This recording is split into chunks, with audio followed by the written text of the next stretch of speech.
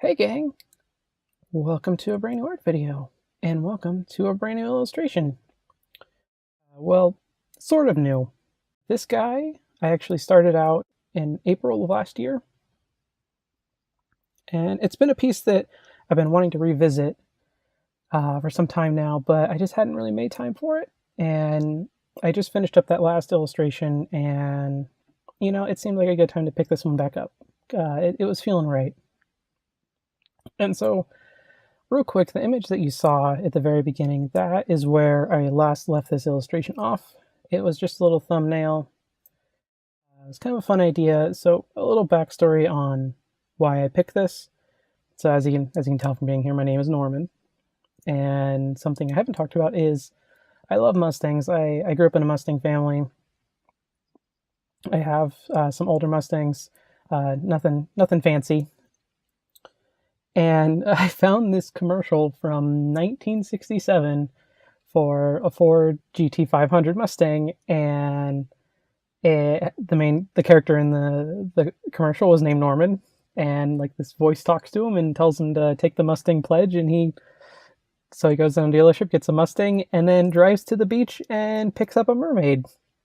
And for first time viewers, I have a Mustang, or not a Mustang blog, a mermaid blog that I had posted on for over a year straight.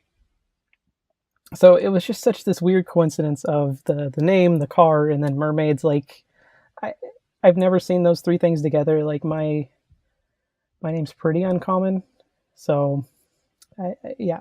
So that was fun. So I had to do a piece for it, and so that's what this is. It's going to be a '67 Mustang. There's going to be something that kind of resembles me in the driver's seat, and then a mermaid in the passenger seat. But yeah, so that was the piece. Since it's been almost a year, I definitely wanted to expand upon this, and I also saw it as a great opportunity to kind of take the slowdown process that I've okayed myself with and kind of learned through the last piece with the swamp monster, and kind of apply it to this, where there's a little more planning and structure as far as like I'm going to go through like the thumbnail stage and the value stage and then color and all that.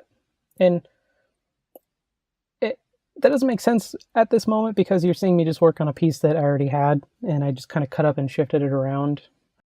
About halfway through the video, I end up kind of wanting to explore other options and seeing where I can go. But just as far as art journey stuff goes in general, it's been pretty great.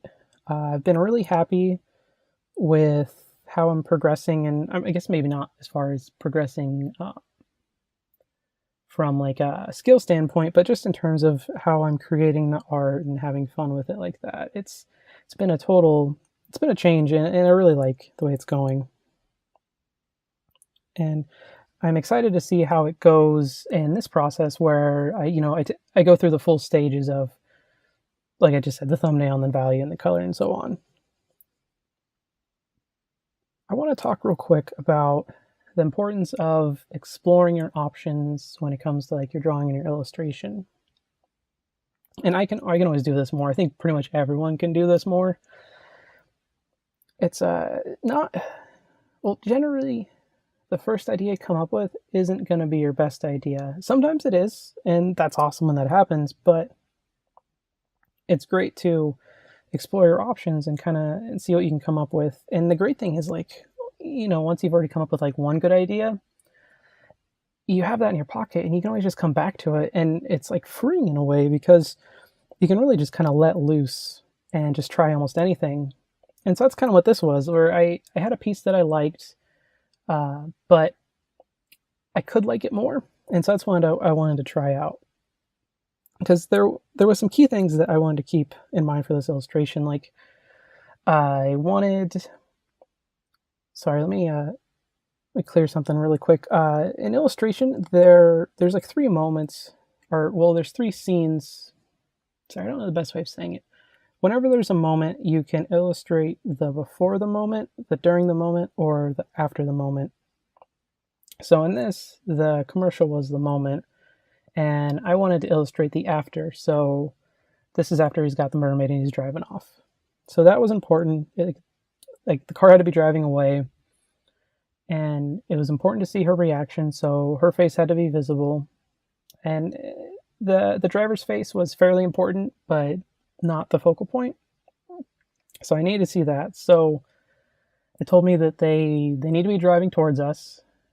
If I had them driving like a side profile, like you see on the thumbnail on the left, I'd have to do. It could work, but it would have been stronger to kind of draw them more front on, and that's the direction I ended up going. So having those parameters was kind of nice because I eliminated a lot of direction, or I saved a lot of time because there's a lot of the places I knew that I didn't want to go and I couldn't go to make this illustration work for me.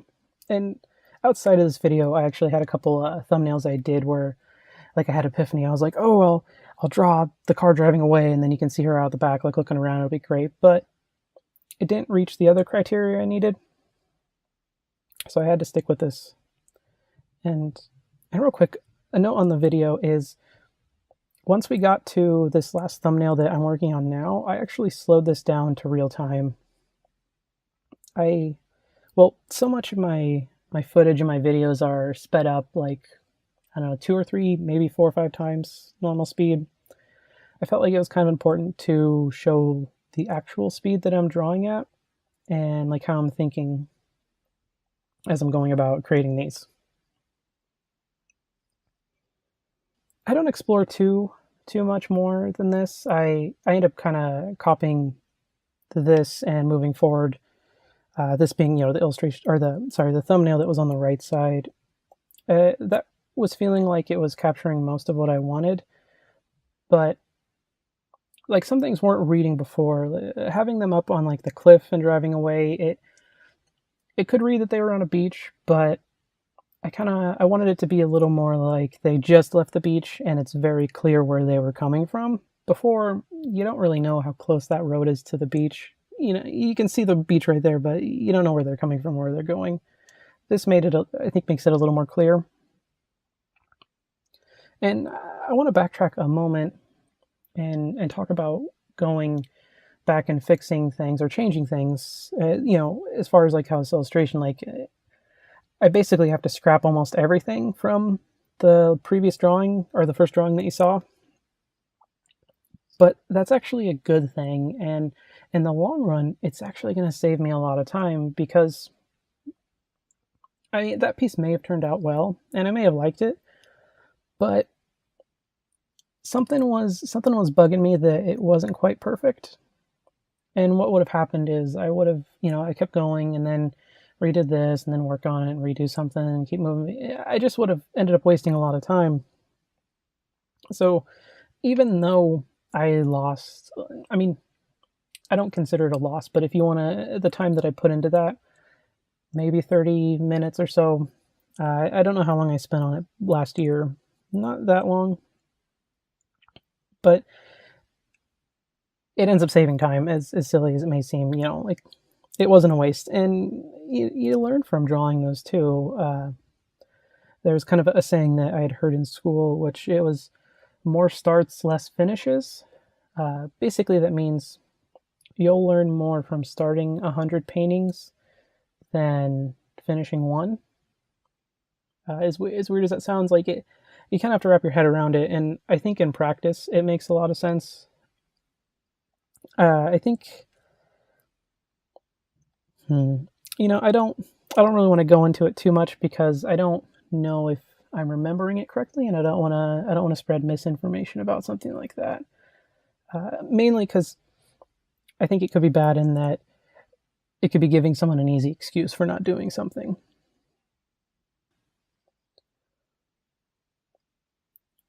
And from here, I'm really looking forward to how this piece is going to end up turning out. I may be shooting myself in the foot because at the time of this recording, I literally only have like what you see in front of you. So, the color could not turn out, something could go horribly wrong and I may not finish this illustration, but I think having this video out there and people knowing that I'm starting it, that will help, I think, make me see it through. But I just think it'll be a blast. I have some ideas as far as, like, I think it'd be cool if Well, I had two directions I might go in as far as the value goes. I might do the really light sky and kind of like darker background and foreground, and just kind of have it like a high contrast piece. I haven't done a lot of those, so that could be fun. That could be interesting. It could, push me in a direction that I haven't gone. But right before I recorded this, I kind of had the idea that it might be cool if it's kind of an overcast day and like the car was like the bright sunny thing, like it's like a happy moment. So I might do that. I think that will kind of sell the mood of like these two, this mythological creature and this little human dude being happy. So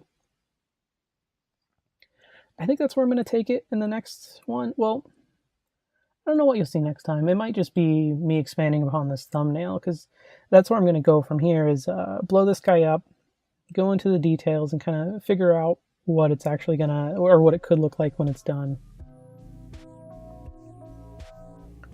But yeah, I'm looking forward to it. This will be a fun one. But we're just about wrapped up. So if you have any questions, please leave them down in the comments, and I'll do what I can to help you out. If you check the description, there's some links to where you can find some of my other artwork. Thank you for joining me again today, and I'll look out for part 2. Bye-bye.